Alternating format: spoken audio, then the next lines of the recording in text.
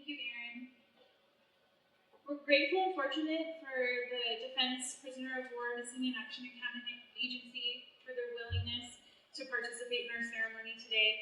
I would like to introduce Mr. John Figuerres, who joined the Defense POW Missing in Action Academy Agency in August 2023.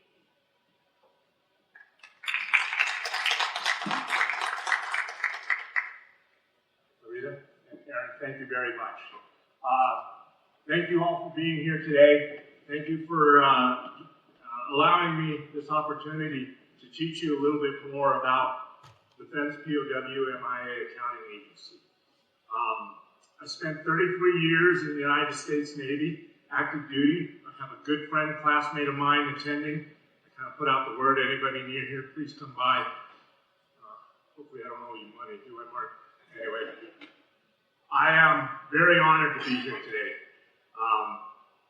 This mission, out of everything I've done in my career, I feel is the most important mission that I could be a part of, is bringing home these individuals that we're responsible for. So before I get too off the track, all of us in the DPAA do see this as a sacred obligation moral imperative. What I'm going to do is I'm going to teach you a little bit about what we do, talk about a little bit with regards to specifically New Mexico and the missing in action, and then I'm going to circle back to PFC Wall. So bear with me, please. And what I want to do at the end, I want to leave a little bit of a time to allow for questions if there are any. So, with that said, this is our mission, right there at the top. Provide the fullest possible accounting of our missing personnel to the families and the nation. I can't tell you how honored I am every time I get to meet family members. Every time I get to meet family members, it reinforces why this mission is so important. And I can't help but tell you all the times that I actually get choked up when I meet some of the family members and I hear the stories about their loved ones. It means a lot. And I take those stories and I bring them back. I bring them back to the laboratory. I bring them back to those young active duty men and women that go out on mission. And I'll talk a little bit more about that too.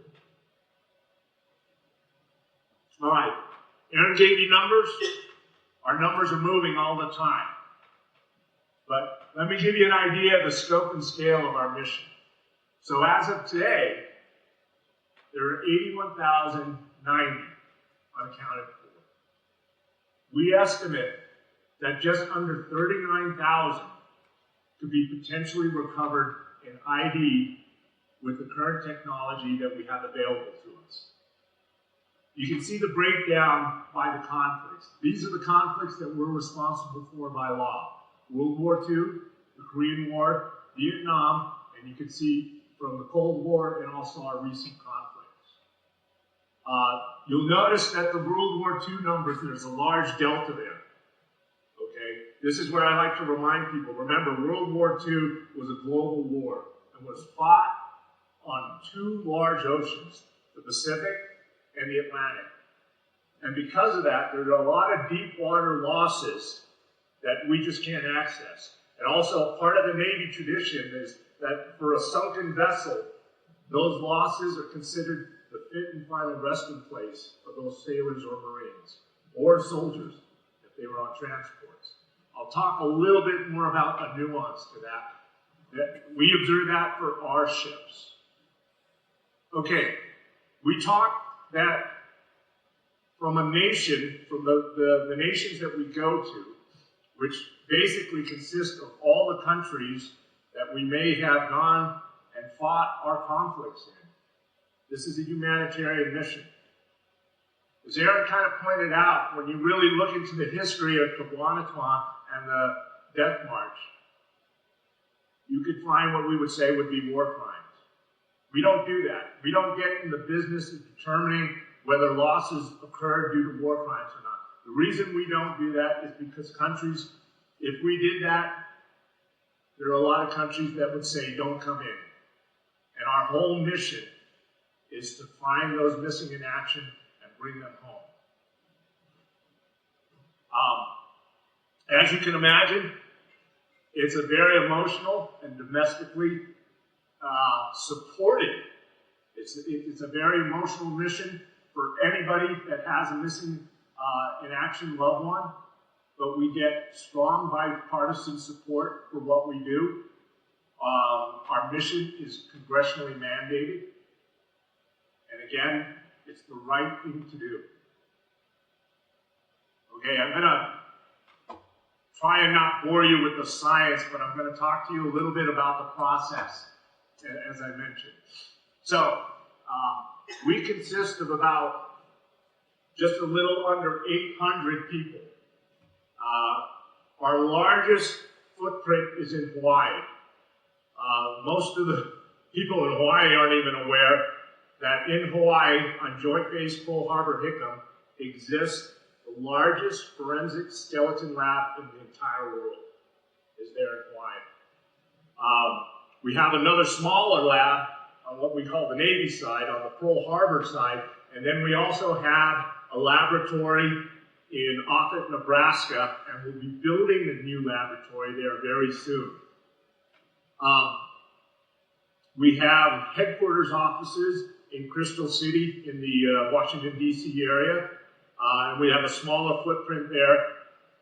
But I also have what I call my European directorate is also out of the D.C. office. Our job starts with research and analysis. We have numerous historians, a lot of PhDs amongst my historians, and they begin the process of looking at those numbers and going after cases that we could potentially identify. We bring remains into our laboratories three ways, okay? Through unilateral turnover, which is when a country or even an individual, and this has happened, comes to us and says, I think these are remains of a U.S. service member, and they give them to us. That's unilateral turnover. We do missions.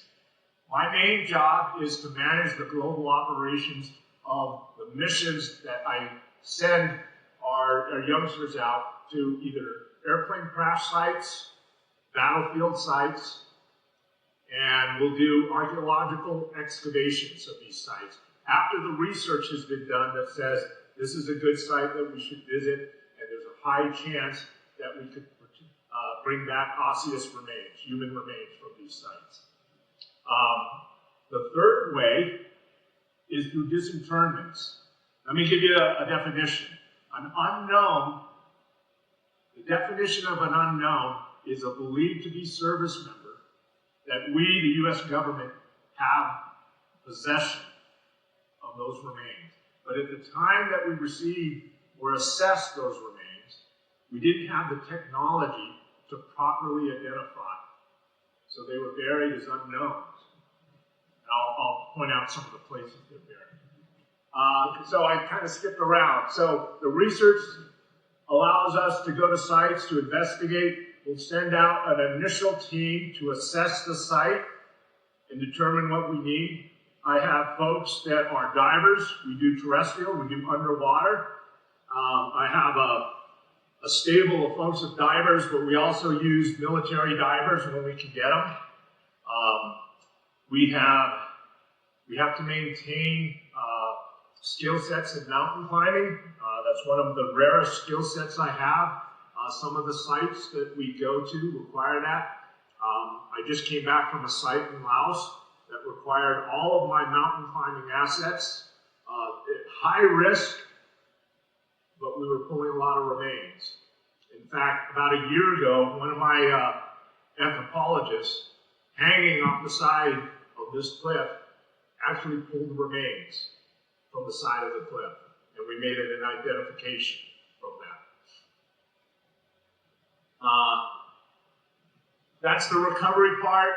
Again, getting those remains into the lab, that starts the scientific analysis And it's not just DNA.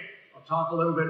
It's anthropology consists of, so if we have remains, I was amazed. Again, I'm not an anthropologist, but they've taught me a lot since being there.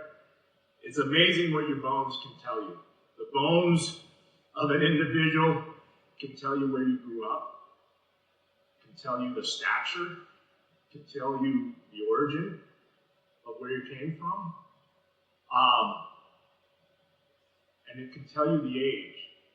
And that's the thing that got to me the most. The laboratory in which I work in, above my office, we have what's called the taro room. And I go up there every now and then just to clear my head, to remember why I'm there, when I get buried in the minutiae of the administration part of this job. And I walk through the taro room, and we have a lot of remains that are laid out because I'm working on them. And they're young. Most of them are about 17 to 21 years old. That's how young, it is the individuals that we ask to fight our conflicts.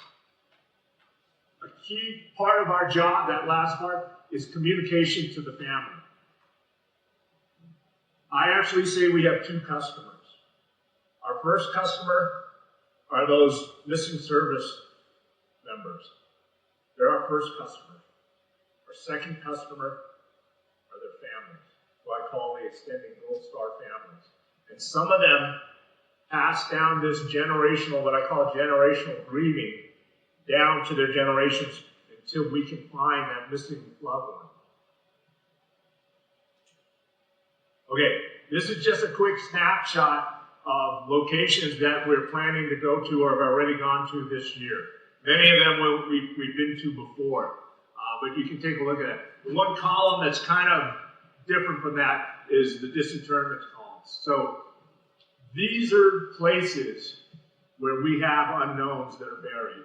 And you'll notice, at least for the Pacific, there's only two. There's the American Military Cemetery in Manila, and then the National Military Cemetery in Honolulu. When you think about the size of the conflict, those two cemeteries are the largest. I had the opportunity to visit Normandy and see how large that was. Very impressive. And then when I went to the Manila site, it was just eye-watering. To look and stand there and see how many Americans are buried on foreign soil. The Manila Cemetery is something else. Okay, let me bring it back to New Mexico. So I'll give you some stats. Right here. So there's 618 missing in action just from New Mexico. And you can see that they're broken down by conflict there. I should point out, Operation Iraqi Freedom, that's actually a civilian contractor. Sadly, he was with a group of Americans that got beyond our lines, were killed. Some of you might even remember the stories. Their bodies were burned, and we didn't recover them all, and we're still looking for that individual. I just came back from about a 16-day mission in Southeast Asia, visiting 5 aircraft crash sites and a battle site in Laos that I mentioned. The site in Laos is probably our highest risk site. We required 2 helicopter lifts, one to a landing zone right below the base of these cliffs that reach about 5,000 feet high. We used to have a radar station up there that helped with radar bombing of North Korea. We had an Air Force team up there of about, 8, 11, just under 20 individuals. And they were attacked. 8 individuals were evacuated. There was 1 Medal of Honor from there. The rest were killed, and their bodies were thrown over the cliff. We actually did interviews with the Vietnamese sappers that had attacked that site. We sadly thought it was unattackable, that they couldn't scale the cliffs, but they did. They showed us exactly where they had thrown the bodies over, and we did drop tests. We actually took dummies of the weight and size that we looked, threw them over the cliff, looked where they fell, and that's where we were searching. You know, I was just there about 9 days ago, and to be honest, we were finding remains almost every day, and even for somebody like me, I came across some remains in our screening process. So we're just hopeful. They just arrived in Hawaii this last Monday, and we're hopeful that we'll make some IDs from that. Okay, this slide's a little bit wordy, but I want to bring us back now to what we're remembering today, Bataan, and then I want to talk a little bit about Cabanatuan. So, Aaron addressed some of this already, so I won't repeat it, but again, a guard unit, that's what PFC Long was part of. They were activated in January 1941. Okay, it's interesting talking to the families here. You could tell from this unit, people knew each other. People knew of each other. They served together for a long time. They trained here in New Mexico, and then they deployed to the Far East. When you read some of the exploits, not just the letters, it's the first time for many of them to ever even go this far from home, to see places like Honolulu and the Philippines. And at the time, you know, that was considered good duty going to the Philippines. Inexpensive, beautiful place, food was good, life was good before the attack. Now, what I always like to point out, though, because I've met other families that had members identified from our Cabanatuan project. This was a major battle. I was even talking to some of the family today. I don't think there's enough credit given to these Americans and Filipinos that fought in this battle, but let me give you a little bit of a scope and scale of that battle, okay? The individuals that fought there on Bataan did so without resupply, initially they had hope of being relieved, but then it became clear that they weren't going to do it. Before I took this job at DPAA, I was a joint operational planner after I retired from it. What did that mean? I wrote war plans for MARFOR, Marine Forces Pacific, and the Pacific Fleet. And let me throw some general numbers at you. To supply 1,000 troops who are in contact with the enemy, they require 20 to 25 tons of supplies a day. That's ammunition, that's food, that's medicinals, that's replacement parts. If you can imagine, these troops in contact for over 4 months with none of that. There were cavalry units there, cavalry units that had trained in the United States and been deployed there. If you can imagine these men that were so close to their horses and then having to actually then kill those horses so that they could survive and fight on. Some of the stories that you read about these units is just amazing. I think, too, many of them grew up at the time of the Depression, and they were used to hardships. And in many ways, I think that prepared them for what they had to endure on Bataan. But also in scope and scale, in Bataan, they held out for 4 months. Everywhere else in the Pacific, they had already surrendered. Hong Kong fell, Singapore fell, Malaysia, Indonesia. The length of time that they held out for was just phenomenal.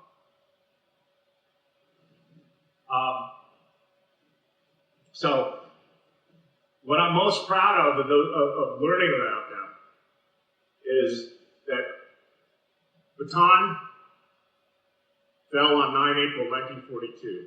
Corregidor, several weeks later at the beginning of May. A lot of people aren't aware that, I'll circle back to this, the last actions were actually fought in Mindanao around mid-May. That's when the last unit actions of Filipino and U.S. forces finally surrendered on the Philippines. But if you remember your timeline, in June of 1942, 4 June 1942, is when the Battle of Midway occurred. That was when the U.S. turned the tide against the Imperial Japanese. Think about that. Barely a couple months after they finally, with no resupply, after they finally had surrendered in Bataan and in the Philippines, the tide was already turning. Again, I don't think there's enough credit given to the individuals because they surrendered, because they lost. But if you really look hard into it and what they endured and what they did there, I think it's a footnote in history that should outshine everything else of what our forces did. Okay, so now going back to Cabanatuan.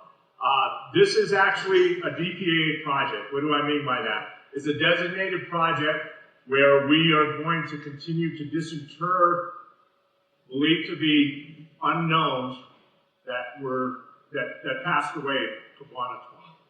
Okay, here's a map that we still use today that was drawn by the American Graves Registration back in 1945. And I'll highlight a little bit more. It was, as I pointed out, it was one of the largest prisoner of war camps. Then Camp O'Donnell, that was already the endpoint of the Bataan death march, I believe had already, they had already started moving out a lot of the prisoner of wars to Cabanatuan and two others that I can't remember the name right now. In 1942, okay, through the rest of the year, that's when they experienced their highest death rates. Again, think about these soldiers who started fighting on the 8th of December. By the time they surrendered, on the 9th of April, they were already almost on the verge of starving. But even to survive that much longer in the conditions they did, to me, it's just amazing.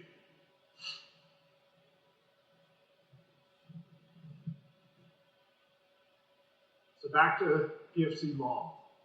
And again, Aaron talked a little bit about this already. So the common graves that were assigned were basically the deaths that occurred that day. And don't think of it as a grave that you see now. Basically, some of the interviews that and the historical records that I read, the Japanese just said, no, you'll bury them there. The prisoners themselves did the best they could to keep record of who was being buried where, but they weren't even given proper writing tools or paper. Some of them were writing it on toilet paper or other things that they could, and doing the best they can to record this. And if you can imagine, there's no body bags, there's no caskets, and there could be up to 10 to 20 deaths a day, and they're just placing remains on top of remains on top of remains.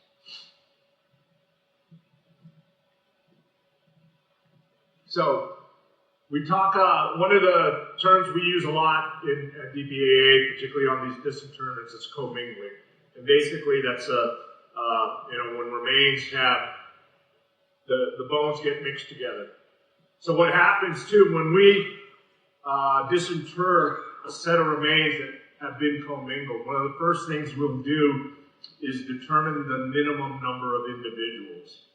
And by knowing the bones, if you know you have a left femur and a right femur, if you have X amount of left femurs, right femurs, etc. And it's amazing that the anthropologist showed your left and right bones are basically mirrors of each other. You can determine at least the minimum number of individuals you might have in a grave. We also run into issues that on some of the commingled remains, one of the biggest things that the anthropologists do is, to me, they're best at putting together puzzles. If you could think of like a whole bunch of puzzles where they just scatter things and they put them together, they're really good at doing that. Without a picture, without a box top, they're really good at that. So I just wanted to highlight the area where PFC Long was, believed to be buried. That's common grave 305 and 306. So, I mentioned, this is a picture of the American Military Cemetery. Can I let you read that?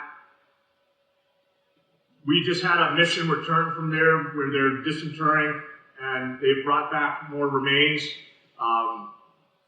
In Hawaii, we move about 30 to 40 remains a month in and out of our laboratory. And the last 2 months, the largest number of remains have been coming from Manila. Not all of them Cabanatuan. I'll talk about a little bit about our other projects, but the majority, one of our largest projects is Cabanatuan. Let me just throw some other figures at you. We have just made our 108th identification from the Cabanatuan project, and also on Monday, an officer, I believe Major Donovan, or O'Donovan, sorry, I just saw the news bulletin really quick, and his family were able to view the remains there in Hawaii, and he's now returning home. So, really quick, two related projects. We're working the Anora Maru project and Oroko Maru project. Why are they related? These were what we call prison ships, hell ships. And what they did in the Philippines is they took the strongest POWs from the camps who flew with Cabanatuan, and they put them on these ships, and the intent was to send them as labor to Japan. Sadly, the Japanese did not mark their POW ships as POWs. Both these ships were sunk by U.S. Navy forces. Oroko Maru was sunk in Subic, in very shallow water. I have a team that's there right now. We've been assessing this ship for about a year now, because we do believe one of the holds contains about 200 POWs. And we're hoping that we can safely get into this wreck, remove those remains, and eventually bring them back to the laboratory to identify them. We've already done that with the Anora Maru. Many of the prisoners, after that sunk ship, they were buried in Formosa, which is now Taiwan, and then eventually moved to Manila. And we've been in the process of identifying some of those. And as you can see, we do believe there are about 20 individuals from New Mexico.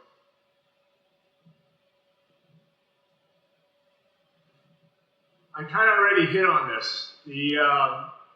This legacy of what happened in Bataan and the U.S. forces and the Philippine forces. That sacrifice, what I always like to tell the families, when we return somebody to them, I also like to tell them their loss was not forgotten. What they did and how long they held out inspired the rest of it. If any of you have read the story about the raid on the Cabanatuan prison camp and why the decisions were made to go save those individuals, it's something else. They actually made a movie of it. But, eventually, U.S. forces returned to the Philippines. They liberated the Philippines, and then we finally defeated the Imperial Japanese forces. And everything that happened in the Philippines is tied to this. So those loved ones, those individuals from New Mexico, from the Guard unit, their losses were not forgotten. So, why do I say that? Here's my legacy. So up the upper left, that's my grandfather, right before the war started. He joined an elite unit, the Philippine Scouts. He actually gave up a commission in the Philippine Army to join the Philippine Scouts. I saw some of you wearing the insignia of Philippine Scouts. They were considered an elite unit. They also fought in Bataan. My grandfather's unit fought that last action in Mindanao. He was taken prisoner and was a prisoner of war for 2.5 years in a camp where he had a 50% chance of living. He escaped with an American and another Filipino, and he actually ended up fighting with the guerrilla forces for several months until MacArthur landed. That's my other grandfather. I didn't really know him that well. He's in the civilian. He was a shipyard worker in Olongapo when, and that's in Subic, when the Japanese invaded and attacked. And when he was rounded up, because if any of you have ever been to a shipyard, you'll see that they wear a lot of the same clothes that the sailors wear. He was forced to march in the Bataan Death March. Part of my family followed him. Part of the other family was trying to find the appropriate paperwork to show to Japanese officials that he was a civilian. It took about 2 days, but they were able to do that. They were able to convince the Japanese that he was not military, he was civilian, and they let him go. But what that led to is, on the lower left, that's the same man. He had 4 sons. All of them served in the army. All of them served in Vietnam.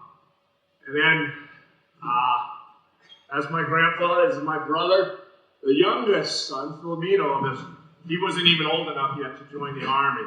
He joined the army in 1967 and was sent to Vietnam right at the beginning of the Tet Offensive. He was a grunt. He served 2 tours in Vietnam and survived them both.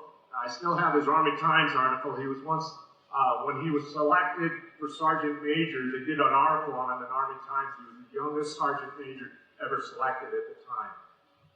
So very proud of that. What I'm saying is, those events in the Philippines, at least for this family, and this mirrors a lot of others, led to 151 years of service, even now. That's my nephew in the middle there getting his commission, and he's still serving now. So those losses were not. And this story can repeat itself. I know many others. Because of my grandfather's service, it led to citizenship for our family. So I like to highlight that, because when we think of loss and what's the use? There was a use. There was a reason. And good things do come out of it. All right. Now I'm going to move on to kind of the commercial side. Our work requires family reference sample DNA. If you know of or are a family member of a missing in action, please consider donating DNA. The more that DNA that we build in our database allows us to identify. The science and technology that's coming online now, even just as last fall, the DNA science has gotten the fidelity of it, before you with the science, has now allowed us to look further out on the family tree. In other words, when you look at some of the young individuals we're looking for, they never had a chance to start a family. So because of that, they aren't necessarily going to have offspring. But now we can go to, siblings. We can go to the sons and daughters, the nieces and nephews of those siblings. And with that science, that's good enough now to potentially identify a young service member. So this is the process of what happens, but really it starts with, and I'm going to leave this brief, obviously, with the museum, but these are the contact points. The services are responsible for collecting DNA for us. So I have another page here that will show the other services. But that would be your first point of contact. So again, if you know somebody, please share this information with them. And again, I'll leave this brief with the museum where they have it now. But that's the best way to help us in our mission. That's all I have. I thank you for your time. Thank you for your patience. Thank you for the invitation. Anything I can do to talk about our mission and to get the word out, so that we can have the success of bringing a loved one home. It means a lot. It really does. One of these days, I got to find a way, because I want to attend some of the funerals. I get to see it on the front end. We have about 40% active duty forces, and these are the individuals that go out on mission to the sites that I told you about. I wish you could see them. They have the same drive, they have the same ethics, and their drive to find a fellow service member is just something else. Of late, what I tell every deploying team, because I brief every team that goes out on mission, I tell them we're part of the warrior ethos, okay? Our mission is to bring back home those warriors that our country sent for.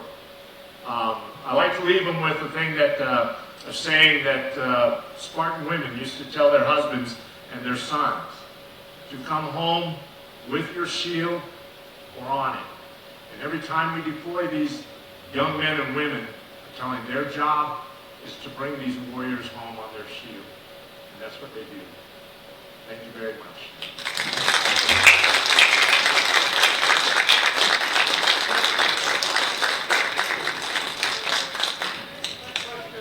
Oh, yeah, actually, I was going to be built before we on behalf of, so I'm the Cabinet Secretary of Veterans Affairs, and I'm not sure Veteran Services in the state of New Mexico, and a fellow guardsman. And on behalf of everything that you do, on behalf of our veterans, those that are living, as well as bringing our families back together again, we appreciate everything you do for us, and thank you so much.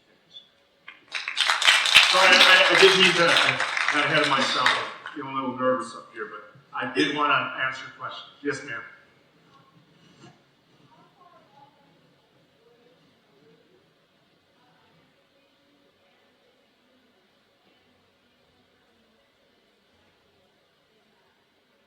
I think our researchers would know how many New Mexicans. I don't have that information offhand. We have not started the project yet. The reason we've not started the project yet is we're still trying to make the determination of how much risk there is in going into this wreck. The wreck itself is pretty precarious right now. It's been blown up. It's been, they tried to move it before. I have divers working right now. The conditions, you can't see anything. So one of the other things I tell my team when we go out, we're going to accept risk, but the idea is I don't want to add more to those we have to bring home. But we're going to do everything we can. So we haven't started the project yet until we can actually enter the holes and start collecting remains. Yes.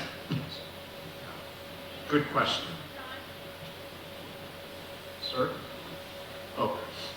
Did you have one, sir? Okay. You're welcome, sir. It's an honor. It's an honor. Do you go to the China, Burma, India route, and have you found bodies there? What we have is we have unknowns from Manila. And interestingly enough, so from the China-Burma route, what we have aircraft crashes because of what they used to fly over the hump, but we also had forces in Burma. In fact, just last year we identified a Merrill's Marauder. I don't know if you're familiar with them, but they fought under Colonel Merrill in Burma, and it was interesting because I grew up reading stories about them. We do have some unknowns missing from that theater of war, and potentially if they're buried in the Manila cemetery, we'll identify them eventually is what we want to do. With regards to actual losses there in Burma, we do have some sites, but right now, just due to the relationship with Burma, we can't get in there. We're not allowed to go. That's one of the nations, along with North Korea, which we want to get into, we're not allowed to go into just yet. Thank you for what you do. Thank you, ma'am. And it's an honor. Gabe Silva, when the remains of these individuals are brought back to their families, do they receive full military honors as far as the services? Very good question. So once the ID is made of an individual, we turn them over to the service casualty office, and that starts a whole process. The best way to explain it is when we make an ID, and it doesn't matter what conflict they're from, they're treated as if they died in battle yesterday. So, full meal, whatever the family desires, however they want the remains to be treated, whether they want them to be cremated or put back in a casket, it's all up to the family, primary, next of kin, whatever the surviving family. They'll work with the services. A service casualty officer is assigned to the family, and again, they're treated as if their loved one had died yesterday. So, good question, sir. And you wouldn't believe how many veterans groups turn out supporting these families. It's an awesome thing to see.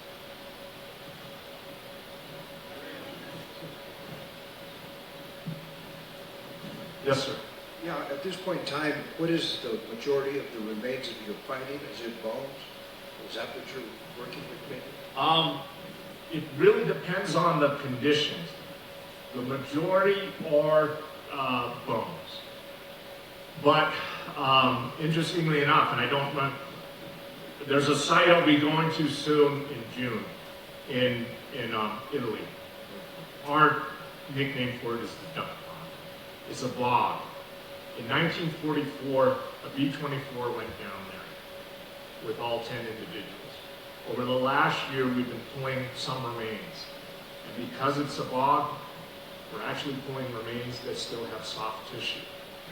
So it just depends on the conditions. Certain conditions preserve bodies well. Believe it or not, underwater remains, if we can recover underwater remains, we always have a high success rate in collecting DNA. It's usually just bones, but for various reasons, underwater remains are better preserved than terrestrial remains. Terrestrial remains, the conditions vary. Sites, we're the only mission in China right now. We're excited because we did a mission last year. We found remains. The Chinese have finally acknowledged that they're not Chinese, and they should be coming back here soon, but it's just bone. I will tell you about Papua New Guinea. I was in Papua New Guinea last year in May 24. Papua New Guinea is a place, there hasn't been a large population explosion, not a lot of urbanization, not a lot of farming has changed. There are sites in Papua New Guinea that have not been touched since the war. As I was leaving, we compete with airplane hunters. Airplane hunters kind of give us a bad name because the countries don't usually approve of what they're doing. But some airplane hunters sent me and my team pictures of a site in Papua New Guinea. It was a 7-hour hike from the nearest small village. It was an SDB, a Marine SDB that was shot down. There was a lot. We have about 2,116 unaccounted for in Papua New Guinea. The picture he sent me, the pilot was still in the cockpit. We eventually recovered it and actually were able to make an ID pretty quickly on that. So, good questions. It really depends on the condition on which we pull the bodies, the remains. Mostly bone, but again, in some conditions, soft tissue is preserved. Again, without getting to some of the disinterments we do, even in the punch bowl in Hawaii, there's still some soft tissue. I'm scratching my head as to why it is. Interestingly enough, again, I'm not medical, I'm not a mortuary affairs specialist, but I try to volunteer for anywhere they need me, raw parts. When we do disinterments, one of the things we do is we bring the remains into the laboratory and they need to be cleaned. So a lot of people volunteer, and every time I volunteer, these remains are assigned an X file. One day I want to know these individuals that I held in my hand. And I need to add that the remains are treated with the utmost honor and respect that you can imagine. If you ever have a chance to visit any of our laboratories, you'll see that when we have remains laid out on the tables for working, they are treated with the utmost respect. We don't allow pictures of the remains, only for scientific purposes. But in every one of our laboratories, we have an American flag, we have the POW-MIA flag, and they're all situated such that, I like to tell, if I were to call attention on deck, everybody would stand up facing our flags. So when it switches over, you'll see they're facing one way because of the flag there. On the other side of the lab, they're facing the other way because the flag's in the middle of the lab. So good question, sir. Sir, did you have one? Yes, ma'am.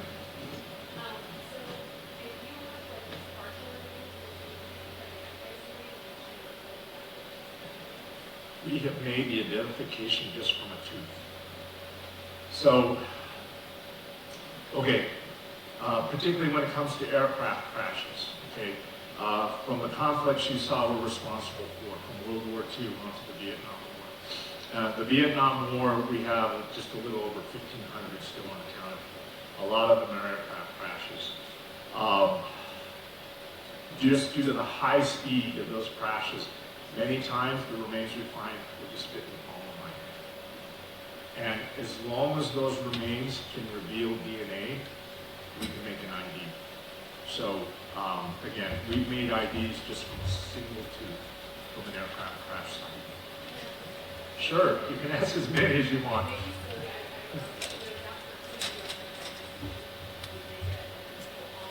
Everything.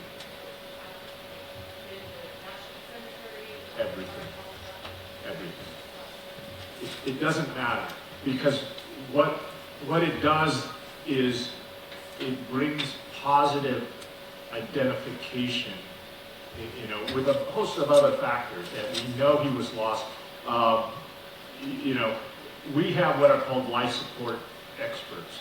These are individuals that know ejection seats, they know oxygen masks, they know every piece of equipment that an air crewman would wear in whatever era.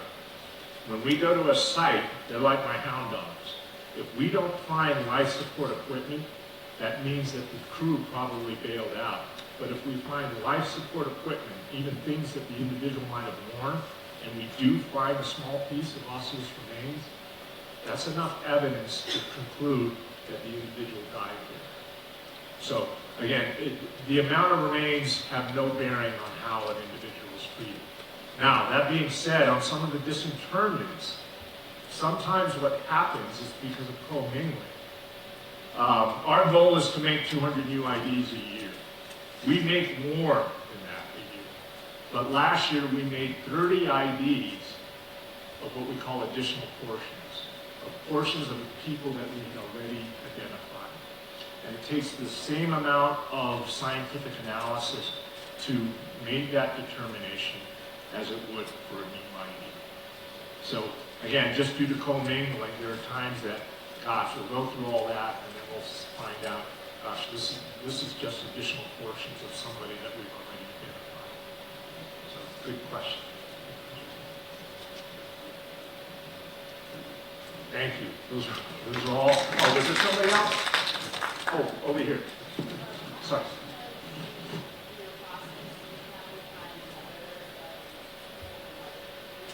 Another good question. So one of my projects that I'm forcing the lab, we have 4 nationals in our lab. In our Taro room, we have 2 Japanese soldiers. We have a program with the Japanese and the Koreans that we do a repatriation ceremony on a regular basis. And those countries are very helpful. They have their own similar organizations, but nowhere near the scope and scale. And if there's time for a quick sea story, I'm going to share something interesting. So we just recently closed out the USS West Virginia project. West Virginia was a ship that was initially sunk in Pearl Harbor on 7 December, but it was salvaged, it was raised, and then remains were moved off the ship from the sailors that died. But there was a set of remains that had perplexed our scientists. We could not figure out from all our anthropological methods, it just did not belong with the sailors that we were identifying. And we did our checks and balances. The chain of custody showed that these remains came from the ship. You know, from everything that we held records all the way back to 1941. our chief scientist finally said, you know what, let's carbon date it. We did carbon dating on it and some other things. And it turned out the skull we had was over 600 years old. And it was a young girl that was 12 to 14 years old. So what we determined, this is what is called in Hawaii, they were Ibi Kupuna remains. They were remains of an ancient Hawaiian. So how they got on the ship, we could only speculate. And it wasn't necessarily the great. We believe that somehow a sailor on the West Virginia inappropriately obtained these remains and was brought on board the ship as a novelty item. That's the only way they could have gotten on the ship, because everything we showed was it came from the ship. We notified the appropriate authorities. That's a very sensitive issue in Hawaii, Ibi Kupuna remains.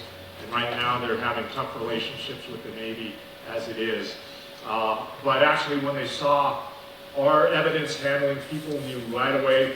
They're trained in cultural sensitivity with any of the foreign national remains that we hold, and appropriately put the remains in the appropriate cultural, respectfully, not supposed to be in plastic, can't be exposed to sunlight, etc. And when they saw how we were treating the remains, they said, look, we're so pleased with the way you're doing it, you're going to hold on to it, DPAA, until we can arrange an appropriate ceremony to turn them over. But I just wanted to highlight how we handle any remains, regardless of who they are. They're always treated with the utmost respect. Oh, one last science thing I forgot to. Something we do is called isotope analysis. We can determine whether, for the most part, remains are US or not based on isotopes. Isotopes basically is a signature that's in the water system that gets into your food system, and then as you grow up, it actually puts a signature in your body. And one of our first tests we do to determine if an individual is US or not is we do an isotope analysis. So sorry, too long an answer, but really good question. Sorry, thank you for those questions though.